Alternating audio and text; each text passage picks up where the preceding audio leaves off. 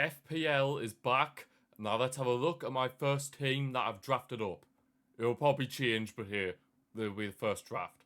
So yeah, as you guys can see, here's my team. I've gone with Pickford in goal. He's 5.5 million. Yeah, he was the best performing keeper in terms of points last season. And he did have well, he's just a very solid pair of hands in between the sticks. And of course, he's got good first fixture up against Leeds. We've got Wan-Bissaka in. Now, you're probably thinking, why on earth do you have Wan-Bissaka in your team? The only reason is because with FPL this season, we're going to have this new points system, which is basically, it counts points towards defensive contributions. So tackles, goal line clearances, anything you can think of like that, you'll get points towards. So Wan-Bissaka, I feel like, is a good pick in that sense. Has a good opening fixture against Sunderland away, so could potentially get some points there. But yeah, I think he's going to be a solid pick with that in mind. Of course, then at centre back we've got Gabriel. Arsenal had the best defence in the league last season statistically, and he's always a threat from corners and stuff like that. So yeah, I think Gabriel's a certain pick. Van der Ven in. Now it's a bit of an odd one because of course he is quite injury prone, Van der Ven. But I still do think it's a good pick. Good opening fixture against Burnley at home, so they should keep a clean sheet there, Tottenham. But of course, it'll be interesting to see how they get on, considering obviously new manager, new tactics, and everything like that. But yep, I think Van der Ven's a good bet, and of course, with the defensive contribution things against tougher teams than Burnley, I feel like Van der Ven will be able to get more defensive contribution points. Olayena in, returning at my team as well. Got Brentford first, and yeah, he had a good season as well for Forest. My only concern with them is, obviously, since now they've got European football, how they're going to manage, like, balancing that once, like, the European competitions kick off. Midfield, I'm very happy with this. More Salah, of course, you got to have Salah in. Salah is just an eye on. I mean, maybe you could argue that, of course, he might not contribute as much in the goals this season due to the fact that, yeah, they've brought in more attackers, Liverpool. They've brought in the likes of Ekitike, Florian Wirtz. So yeah, it could he might not have as much of an impact as he has in the past in the attack, but I still do think he is a very good player to have.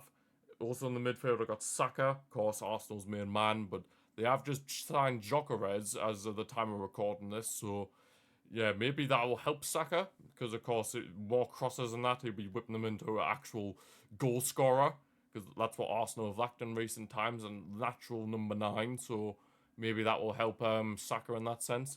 Palmer's in the team, of course. He had a bit of a iffy season last time out, but he finished it off superbly in the Club World Cup, particularly in the final against PSG, where he got 2 goals and looked absolutely immense. Looked like the best player on the pitch. Yeah, Cole Palmer looks like he might be back to his best. And if he's certainly playing on that right-hand side, of course, with Madueke leaving Chelsea to go to Arsenal, then yeah, Palmer could well and truly be back to his best. Morgan Rogers is in. He's up to like 7 million, which is absolutely mad. Massive price rise. But yeah, Rogers, I feel like he's just he plays 90 minutes all the time. From what based off last season, it looks like he plays 90 minutes like all the time under Emery. So I feel like it is a good little thing to do to have Rogers in my FPL. Then up front we've got João Pedro. Since he's joined Chelsea, he's looked immense. I mean, he scored some really good goals at the Club World Cup, where obviously Chelsea were the winners. Yeah, he looked very impressive at that tournament when he joined up with Chelsea. And then Dominic Solanke. Only reason he's in is because they've got Burnley first, Tottenham, like what I mentioned with Van der Ven. So hopefully should potentially be a goal or two for Solanke if he plays. But then also, there's not very many good striker options, I've got to be honest. I honestly feel like I might switch out Solanke after the first game week and maybe try and put in Gyökeres. Because the striker options, other than a few options, of course, you've got like Haaland and Watkins, Isak. But then after that, you're really, really struggling. Yeah, the forwards have not been very blessed this year in FPL. So yeah, that's my main starting 11. Back up, I've got Carl Darlow of Leeds. I think, pretty sure he is Leeds' #1 goalkeeper. So it makes sense to have a number 1 who's 4 million on your bench, which is not too bad at all. Enzo Lafay of Sunderland, I feel like, of course, he'll be playing pretty much every game for them. And he could get the odd assist or two. We'll have to wait and see. course, with Sunderland bringing in quite a few players over this transfer window, they definitely are pushing to try and survive in the Prem. Alex Moreno of Aston Villa, if he stays at Villa, I feel like this is a good pick. He's a cheap defender. So yeah, I feel like it's a good little pick to have if he ends up staying at Villa, because of course he did go to Nottingham Forest last season. So if he stays at Villa, I think it could be good, but I have to wait and see. And then the final person on my bench, Obi of Man United. He got quite a bit of game time last season. We're going to be seeing whether he'll continue with that game time, considering the likes of Cunha and Mbeumo. So it'll be interesting to see if Obi will still get the required game time. But I would have liked to have had Cunha in, but I don't know. I mean, I don't trust Man United. I mean, it's hard to really trust Man United at the minute when they're in an absolute crisis. So yeah, it's not very wise to go with any Man U players.